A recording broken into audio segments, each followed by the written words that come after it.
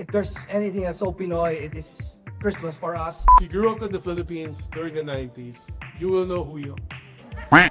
Christmas usually is a reminder that it's a season of giving, but also it's a reminder that it's a season of forgiving also. I would like to do it because I would be reunited with people I've known for like all my life. It's just such an honor to be back here and do a show on Netflix and to be with them again. It wasn't really work at all. This is our first time working together. Actually. If you grew up in the 2010s,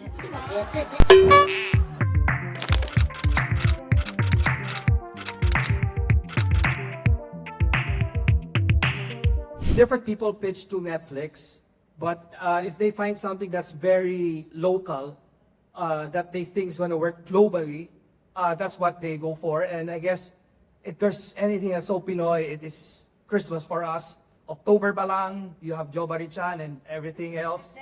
Yeah, September, sorry, Burmans. So this is the kind of, this anthology is dedicated to those kinds of stories. A lot of people, actually my group of friends, love Christmas stories on different channels, even in Netflix, but there's nothing that's for the Pinoy. So that is why when I pitched this, Netflix liked it, that it's Philippines, so we developed it. So there are 4 stories that cover a gamut of topics and characters. They gave the green light to was the special episode of the reunion of Bobby, Angelu, Rica, Michael, Bernadette, Shara, and Polo. They haven't been together in one show for the longest time. So unfortunately, we lost Red last year. So, but he's still a part of this show somehow. So you have to watch it. So there. So Netflix is very open to these kinds of ideas. So with full support, global support. Nothing I have experienced before. So it makes the creator just concentrate on creating and developing, then worry about other stuff. For me personally, I've been away from TV and movies for like more than a decade. Welcome back. Thank you. And the very first thing that came to me after those years, that was actually this project. When Direct told me that he had the plan of doing this with Netflix, I said, of course, I would like to do it because I would be reunited with people I've known for like all my life. I've known them when I was just like 14 years old, and I am now 24? 10 years out of retirement. Like these people know I'm lying. But yes, that's a very big part of why I said yes. And also, just to be part of Netflix. You can just imagine how my boys screamed when I said, Mama is going to be on a Netflix original. Yeah. It's just such an honor to be back here and do a show on Netflix and to be with them again. It wasn't really work at all when Direct Mark pitched this show to us. There was no story yet.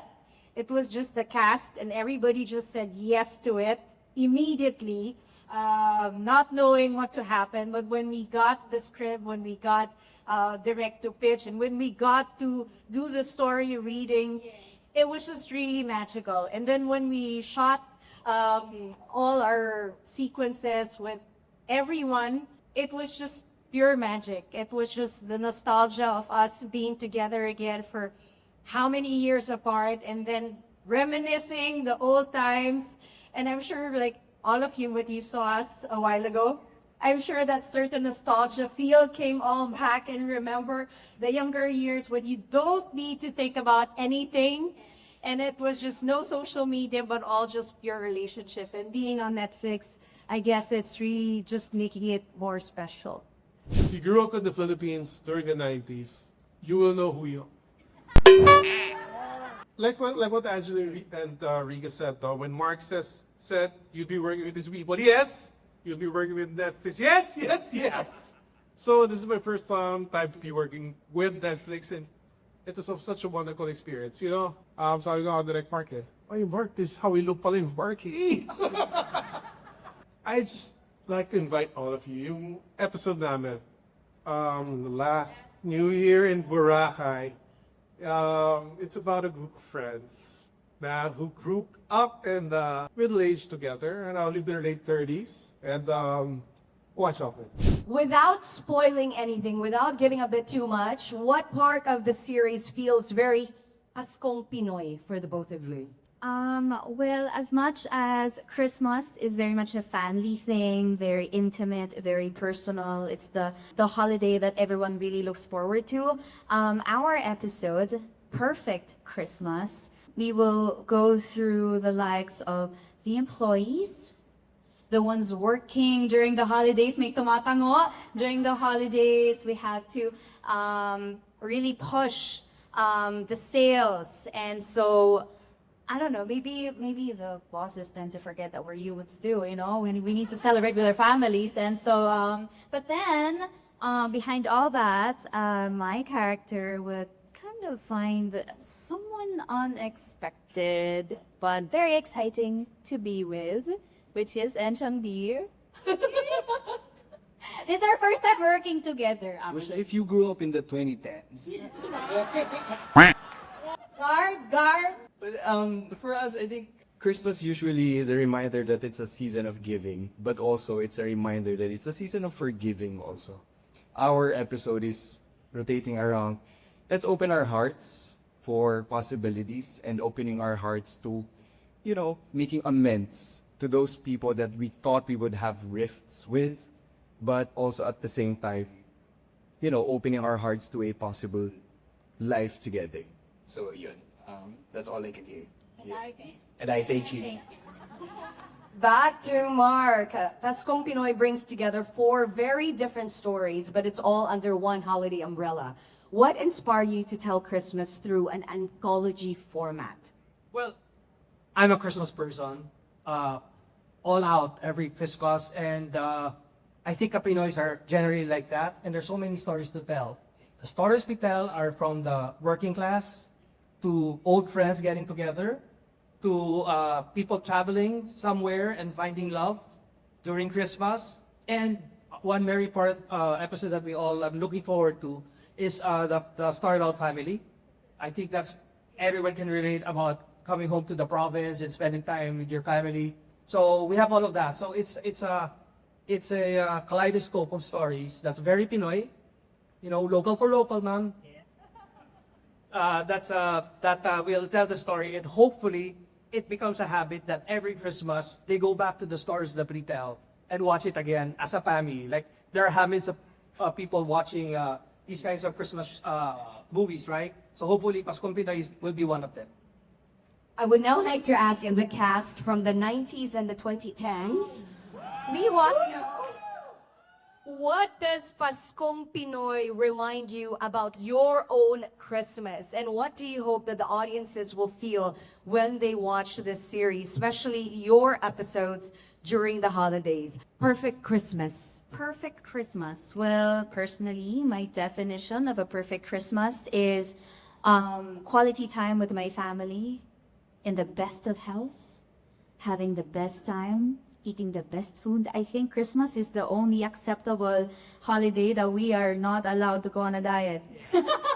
And so we really enjoy the festivities and the quality time with our families, relatives that have come all over the world, who get to celebrate that one special day with our loved ones.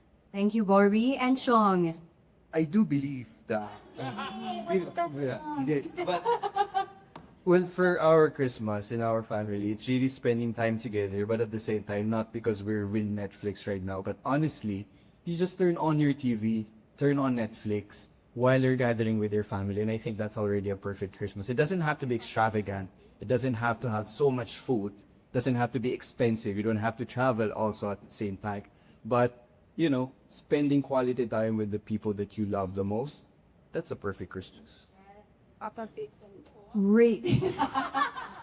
The Papa Season 2 daw. Okay, what about you, Rica? I think the whole world will agree that there's nothing like Christmas in the Philippines. And this is why I think the series is so important, because when Mark told us about it, we were like, you know, it's been a while since we've seen something like this. Like a series that just really focused on a very Filipino Christmas. And I really love that about us. There's so many things that can be said about the Filipinos that are not nice, especially recently. But this one, I would say that there's nothing like Christmas in the Philippines. We're such a communal people that I think, you know, it just has to be spent with people. it can't be spent alone. Like other, I don't know, maybe other nationalities have more tolerance for being alone during this time or like doing all sorts of things. But for us, is that it really just has to be together. Like what he said, it doesn't have to be expensive or anything glamorous, but just being together is enough. So yeah, that's why I'm really looking forward to Paskong Pinoy. Angelu. Yes, Paskong Pinoy would remind everyone that it's not just about the Christmas decors, the Christmas tree, the gifts, the lights, the food, and everything, but it will remind us about relationships we lost, we have, and will be found.